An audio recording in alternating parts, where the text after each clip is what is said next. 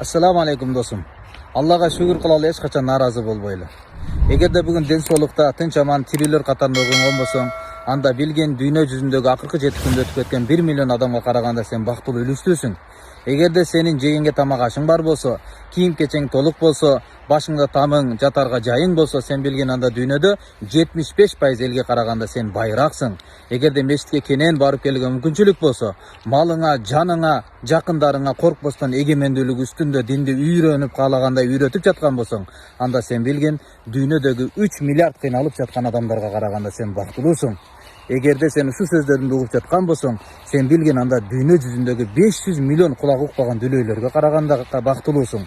Эгерде сенин ден соолугуң жайында болсо, согушка катышпаган болсоң, жалгыз түрмөдө отуруп алып сызда жатып түрдүк кыйынчылык көрбөй жаткан болсоң, сен билген дүйнөдөгү жаткан 500 миллиондун тегерегиндеги кыйналып жаткан адамдарга караганда бактылуусуң.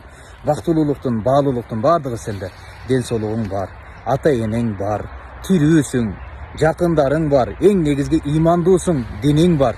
Кел Аллага шүгүр кылалы. Бир акылман айткан экен, бул дүйнөдө бийликти, байлыкты эңсебегендей болуп туруп иштей келе дейт.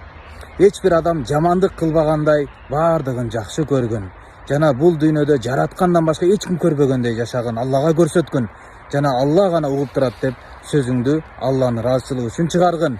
Жана барга каниет кылгын, жокко сабыр шүгүр кылгын. Дүйнөдө тирүү туруп дейиштин бакчасында болосуң.